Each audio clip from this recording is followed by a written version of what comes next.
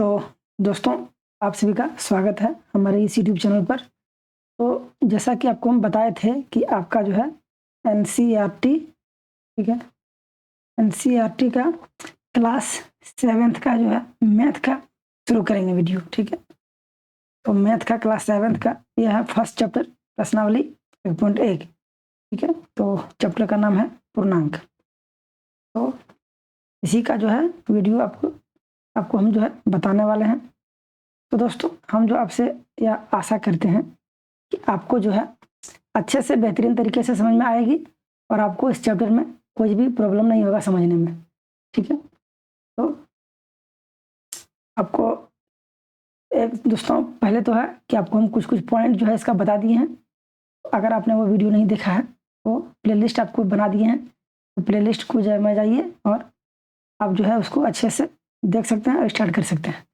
तो यह हमारा फर्स्ट जो है वीडियो है, ठीक है, फर्स्ट वीडियो है दोस्तों। तो पर्सनल 1.1 शुरू कर रहे हैं और उसके जो कुछ बेसिक जो बातें हैं उसको हम आपको बता दिए हैं। तो प्लेलिस्ट में जाइएगा, फर्स्ट जो वीडियो है वो आपका कुछ इम्पोर्टेंट जो है इस टॉपिक से रिलेटेड बातें हैं उसको, जैसे कि पूर्णांक किसे कहते हैं, पूर्ण संख्या क्या है, पूर्ण संख्या, धनात्मक संख्या, ऋणात्मक संख्या, पूर्णांक क्या होता है, ये सब बातें आपको हम बताएं।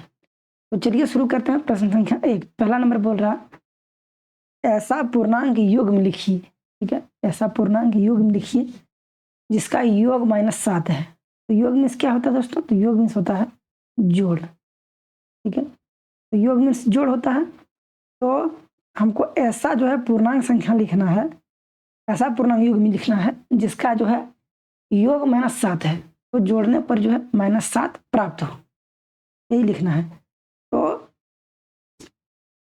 तो शुरू करते हैं। इसको पहले मिटाते हैं, प्लस को आपको हम बता दिए, प्लस इसको मिटा लिए। अब जो है आपको हम बताते हैं ऐसा संख्या कौन कौन सा होगा जिसको जोड़ने पर 7 प्राप्त हो सकता है। एक 3 हो जाएगा, एक 4 हो जाएगा, 3 4 7 होता है, 2 और 5 हो सकता है, 1 और 6 हो सकता है, इसके बाद 0 और 7 भी हो सकता है, ठीक है। तो इस तरह संख्या जो है को जोड़ने पर जो है 7 प्राप्त हो सकता है। तो हमको जो है योग करना है, योग बोला है योग -7 है।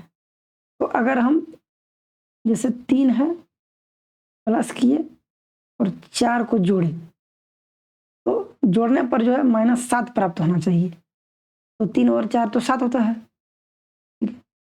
तो ऐसा हम क्या करेंगे कि हमारा -7 में आए। तो संख्या जो है अगर हम -3 और -3 में अगर हम 4 जोड़ते हैं तो हमारा 1 आएगा, ठीक है, क्योंकि -3 रुपया मान लीजिए उधार है और 4 रुपया हम दे रहे हैं, तो 1 रुपया हमारा प्लस में आ जाएगा। तो ये नहीं होगा। तो दोस्तों इसको हम पहले मिटाते हैं 4 को। अब आपको हम बताते हैं -3 है, अगर यहाँ हम -4 लिखते हैं, ठीक है, तो -3 और -4, तो 3 रुपया उधार था और 4 रुपया और उधार हो गया, तो हो गया 7 रुपया उधार। तो ये एक हो गया, इस तरह से जो है हो सकता है, ठीक है। तो 3 रुपया माइनस में और फिर 4 रुपया माइनस में अगर हम इसको जोड़ देंगे तो 3 रुपया उधार था, 4 रुपया और उधार हो गया, तो हमारा 7 रुपया उधार हो गया। तो इसका और योग का प्लस हो गया, जो हम योग निकाल दिए इसका, एक तो एक हो गया। उसके बाद 2 और 5 अगर लेते हैं, ठीक है, 2 और 5 लेते हैं तो 2 + 5, तो 2 और 5 आना चाहिए -7, -7 आना चाहिए। तो दोस्तों अगर इसमें भी हम -2 करेंगे और यहाँ अगर -5 करेंगे तो 2 रुपया उधार था, 5 रुपया और उधार हो गया, तो 7 रुपया उधार हो गया। यह भी बन गया हमारा, 2 और 5 लिए थे। इसके बाद जो दोस्तों एक तो हमारा आंसर आ गया एक ही से, लेकिन आपको हम और जो है बता देते हैं ताकि आपको जो है आसानी से समझ में आए, आपको कोई दिक्कत ना हो। उसके बाद 1 और 6 लिए हैं, तो 1 + 6 बराबर -7 आना चाहिए, ठीक है। तो 1 और 6 तो 7 होता है। तो अगर हम फिर यहाँ -1 कर देंगे और यहाँ अगर -6 जोड़ देंगे तो 1 रुपया उधार था और 6 रुपया और उधार हो गया, तो 7 रुपया हमारा उधार हो गया। तो यह जो है इस तरह से भी बन गया। तो दोस्तों तीनों हमारा बन गया, 1 और 0 और 7 है, ये भी देख लेते हैं। तो 0 + 7 बराबर -7 आना चाहिए। तो 0 प्लस अगर -7 करते हैं, ठीक है, 0 प्लस -7 करते हैं तो -7 आ जाएगा। तो ये जो है चारों जो है आपको हम बता दिए। तो अब चारों में से किसी एक का जो है आंसर निकाल सकते हैं। चारों हमारा एक ही जो है दोस्तों, किसका योग -7 आना चाहिए। तो आपको हम एक एक नहीं बल्कि जो आपको हम 4 जो है एग्जाम्पल के रूप में आपको हम समझा दिए हैं। तो आप किसी भी एक को जो है रख सकते हैं और इसको जो है आप अच्छे से नोट कर लीजिए, ठीक है। तो हम एक काम करते हैं कि ये जो हमारा निकला इसमें से चलिए इसको हम ये रहने देते हैं और हम आगे बनाते हैं 2 नंबर को। इसका कलर चेंज कर लेते हैं, आपको समझ में आ जाएगा कि 2 नंबर का है। तो ये था ए नंबर का। अब हम देखते हैं बी नंबर। तो बी नंबर है अंतर -10 है। तो कोई भी संख्या उसका अंतर -10 होना चाहिए, ठीक है। तो अगर हम 0 और 10 लेते हैं, 0 और 10 लेते हैं संख्या, तो इसको अगर हम 0 माइनस 10 करेंगे तो हमारा -10 आएगा। तो अंतर एक ये भी हो गया। इसके बाद अगर हम 5 और 15 लेते हैं, ठीक है, एक संख्या लिए हम 5 और 15, 5 और 15, अंतर जो है 10 आना चाहिए। तो 5 माइनस 15 करेंगे, 5 माइनस 15 करेंगे तो हमारा कितना आएगा, 5 में 15 गया तो आएगा -10, ठीक है। तो ये भी हो गया। और इसी तरह से जो है हमारा अंतर एक और लेते हैं, 3 और 7 लेते हैं, 3 और 7। तो 3 और 7 का अंतर करना है तो 3 माइनस 7 करेंगे।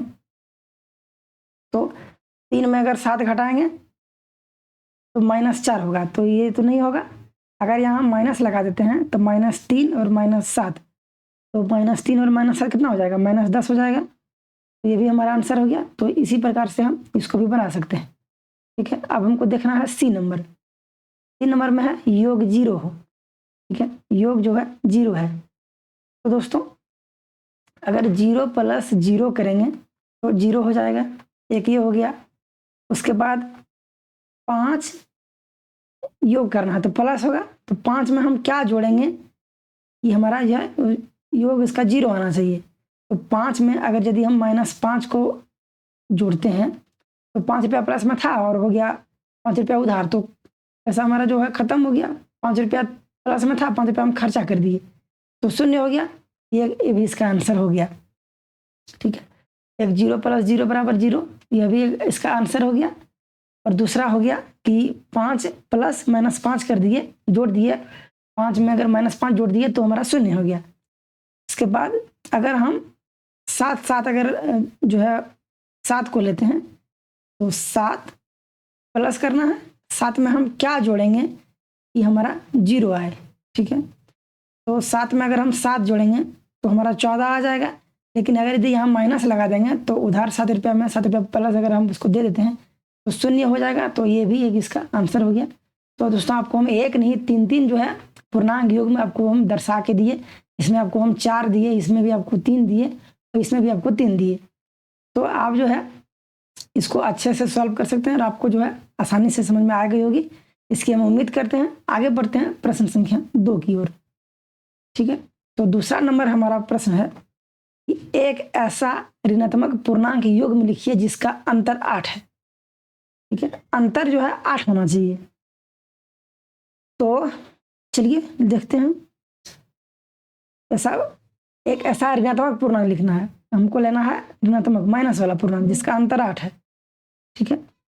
तो ऋणात्मक पूर्णांक अगर यदि यहाँ -2 लिए, -2 लिए और -10, इसका अंतर हमको 8 करना है। तो अगर ये संख्या लिए हम -2 और -10 लिए तो इसको अंतर करेंगे तो -2 फिर माइनस और -10, ठीक है। अगर हम ये करते हैं तो हमारा क्या हो जाएगा, हमारा हो जाएगा -2 प्लस माइनस माइनस प्लस हो जाएगा और हो जाएगा 10। तो -2 में 10 गया तो कितना होगा, -2 में 10 अगर जोड़ेंगे तो हमारा 8 आ जाएगा अंतर। यह एक हो गया, -2 में 10 जोड़े तो 8 हो गया, ठीक है।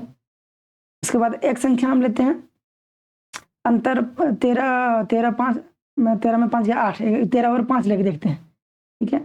तो -5 और अगर -13 हम लेते हैं, क्योंकि 13 में 5 गया तो 8 बचता है, तो उसी तरह से इसको हम देखते हैं सॉल्व करके। तो -5 अंतर करना है तो माइनस, उसके बाद घटाना है तो -13, यही था हमारा, अंतर कर दिए, ठीक है। तो एक काम करते हैं, आपको हम यहाँ चिन्ह जो है चेंज कर देते हैं ताकि आपको कन्फ्यूजन ना हो समझने में। यहाँ हम अंतर किए हैं, यहाँ भी हम अंतर कर रहे हैं। तो 5 -5 में हम जो है अंतर कर रहे हैं -13 का, ठीक है। तो दोस्तों -5 का यहाँ -5 हो जाएगा और यहाँ माइनस माइनस हो जाएगा प्लस, तो इधर हो गया 13। तो -5 में अगर हम 13 जोड़ेंगे तो हमारा जो है 8 बचेगा, ठीक है। तो यह हो गया एक पूर्णांक। तो एक सारे पूर्णांक युग्म लिखिए जिसका अंतर 8 है, लेकिन आपको हम 2 जो है बता दिए, -2 और -10। तो -2 में अगर हम उसको घटाते हैं -10 को, तो माइनस माइनस चिन्ह जो है प्लस हो जाएगा चेंज होके, तो -2 में अगर 10 जोड़ेंगे तो हमारा 8 आ जाएगा। इसी तरह से हमारा 2 नंबर भी दोस्तों सॉल्व हो गया। हम आशा करते हैं कि आपको ये भी अच्छे से समझ में आएगी। अगर दोस्तों आपको कोई प्रॉब्लम है समझने में, अगर आपको समझ में नहीं आया तो आप हमें कमेंट करके बता सकते हैं, ठीक है। आपको हम और डिटेल में जो है इसको सॉल्व करेंगे। तीसरा नंबर सवाल है दोस्तों, एक ऋणात्मक पूर्णांक और एक धनात्मक पूर्णांक लिखिए जिनका योग -5 है। तो जो है हमको पहले एक जो है माइनस वाला संख्या लेना है और एक प्लस वाला संख्या लेना है और इसका योग करना है, ठीक है। योग यानी जोड़ना है, तो इसका योग होगा -5। तो इसी तरह से हमको संख्या लेना है, ठीक है। तो देखते हैं कौन सी संख्या वो होगा। तो एक ऋणात्मक और एक धनात्मक पूर्णांक, ठीक है। तो दोस्तों 6 और 5, तो 6 और 1 अगर लेंगे, 6 5 से 11 हो गया, 6 1 तो 5 हो सकता है। तो एक है ऋणात्मक तो -6 लेते हैं और एक है धनात्मक तो +1 लेते हैं। तो -6 + 1 बराबर कितना हो जाएगा, -5। 6 रुपया उधार था, 1 रुपया दे दिए तो 5 रुपया हमारा उधार बच गया। एक संख्या तो ये निकल गया और दूसरी संख्या भी निकाल के देखते हैं हम, ठीक है। एक संख्या लेते हैं 8 और 3, तो 8 में 3 गया तो 5 बचता है।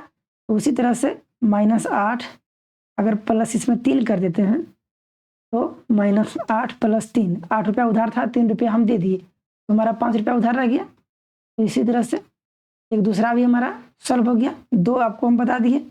एक और ले लेते हैं, 10 और 5 लेते हैं। तो -10 एक ऋणात्मक लेना है और एक प्लस में लेना है, तो एक धनात्मक ले लिए, ठीक है। तो जो है इसको हम क्या देते हैं यार, हम कॉमा लगा देते हैं, -6 और एक माइनस एक प्लस वाला, ठीक है। तो -10 + 5, 10 रुपया उधार था, 5 रुपया हम दे दिए तो हमारा 5 रुपया उधार बच गया। इस तरह से ये भी हमारा सॉल्व हो गया। तो आपको हम 3 जो है इसमें भी आपको हम बता दिए, तो ये भी आपका सॉल्व हो गया। चलिए आगे बढ़ते हैं, देखते हैं सी नंबर। तो ये जो है 2 का सी है। इसमें बोल रहा है दोस्तों, एक ऋणात्मक पूर्णांक और एक धनात्मक पूर्णांक लिखिए जिनका अंतर -3 है। तो एक लेना है प्लस वाला, ठीक है। तो पहला है ऋणात्मक तो एक माइनस वाला लेना है और एक लेना है प्लस वाला, और दोस्तों इसका अंतर करना है, अंतर, ठीक है। और अंतर का जो वैल्यू आएगा -3 आना चाहिए, ठीक है, यही बोला है। तो चलिए इसको सॉल्व करते हैं। तो एक ऋणात्मक और एक धनात्मक लेते हैं, इसका अंतर जो है -3 होना चाहिए। तो -3 और अगर 0 लेते हैं तो इसको अंतर करेंगे तो -3 -0, तो -3 ही आएगा। ये हमारा हो गया। -3 में अगर 0 को घटाएंगे तो -3 आ जाएगा। 5 में 2 गया तो 3 बचेगा, तो -5 और 2 अगर लेते हैं, ठीक है, तो -5 -2 अंतर करना है। तो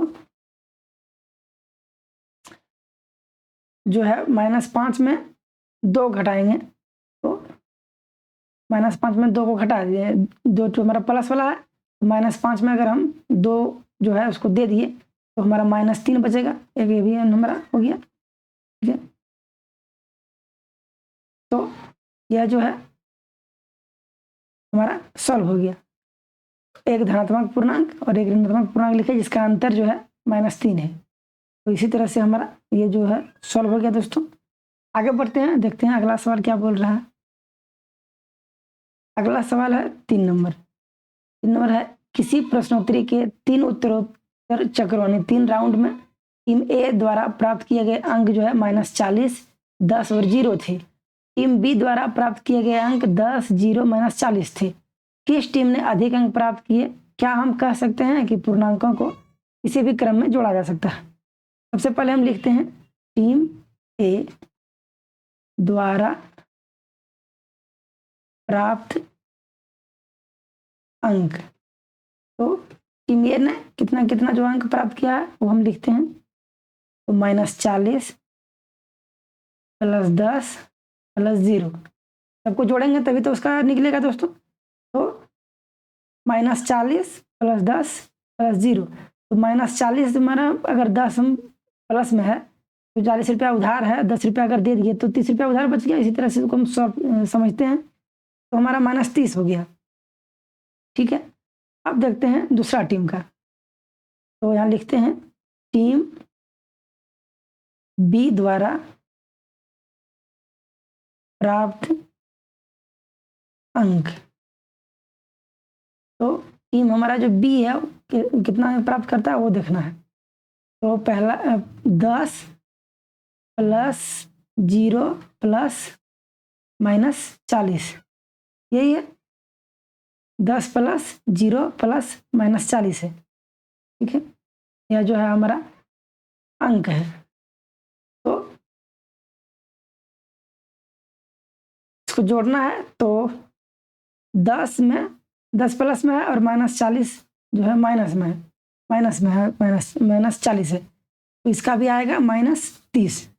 ठीक है, दोनों का जो है -30 आएगा। तो टीम ये भी है, इसका भी -30 आया और टीम बी का भी -30 आया। तो दोनों का दोस्तों समान आया, तो हम यहाँ ये लिखेंगे कि दोनों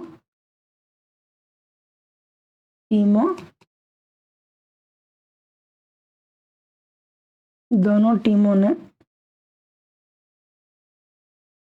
समान अंक प्राप्त किए। तो इसलिए नहीं लिखते हैं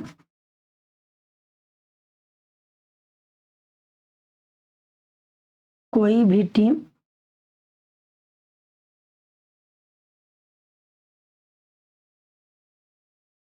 अधिक अंक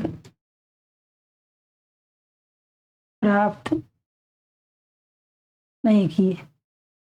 दोनों का जो है वो है दोस्तों, यहाँ लिखा है हमारा सवाल में था कि क्या हम कह सकते हैं कि पूर्णांकों को किसी भी क्रम में जोड़ा जा सकता है। तो दोस्तों हाँ, हम जो है लिखते हैं हाँ, पूर्णांकों को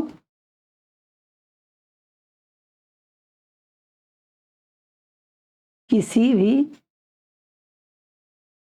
क्रम में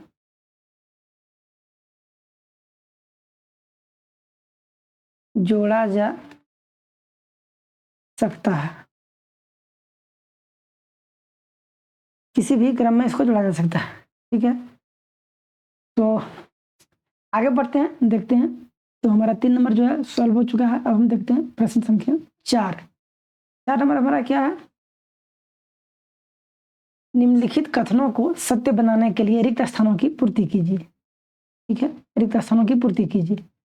तो हमारा एक संख्या है -5, फिर प्लस है, यहाँ है -8, बराबर में है -8, तो इसमें हम क्या जोड़ेंगे कि हमारा बराबर हो जाएगा। ठीक है, तो दोस्तों -5 -8, तो इधर -8 है, तो इधर माइनस अगर हम 5 लिख देते हैं तो हमारा समान हो जाएगा। तो -5 + इधर -8, फिर इधर -8 प्लस हो गया -5, ये हमारा जो है एक समान आ गया। तो इसी तरह से इसका जो है -5 इसमें आएगा। ठीक है, दूसरा देखते हैं -53 प्लस वाट बराबर -53। ठीक है, तो -53 में अगर हम शून्य दे देंगे तो -53 ही इसका आ जाएगा वैल्यू, तो ये भी हमारा सॉल्व हो गया। तो माइनस यहाँ सॉरी जो है यहाँ 0 होगा, 0। तो -53 में अगर 0 हम जोड़ते हैं तो -53 आ जाएगा हमारा, ये भी हमारा इस प्रकार से सॉल्व हो गया है। 17 में हम क्या जोड़ेंगे कि हमारा 0 आएगा। ठीक है, तो 17 में अगर हम -17 जोड़ते हैं तो हमारा 0 आ जाता है, तो यहाँ हो जाएगा -17। ठीक है, 17 में -17 अगर हम जोड़ते हैं तो 17 रुपया प्लस में था, माइनस हो गया 17, तो हमारा 0 हो गया इसका वैल्यू। तो इसी तरह से ये भी हमारा सॉल्व हो गया। अगला देखते हैं 4 नंबर। तो 4 नंबर में है कि 13 प्लस फिर इधर -12 है, डैश है बराबर 13 आता है। ठीक है, तो इसको हम इस तरह से सॉल्व करते हैं दोस्तों। 4 नंबर को हम लिखते हैं यहाँ a बराबर 13 लिखें। ठीक है, b बराबर -12 लिखते हैं, -12, और c बराबर -7। 3 संख्या है, a b और एक हो गया c। ये बराबर 13, b बराबर -12 और c बराबर -7 है। ठीक है, तो ये जो है हमारा 13 हो गया प्लस में, b हो गया -12 और c हो गया इसका -7।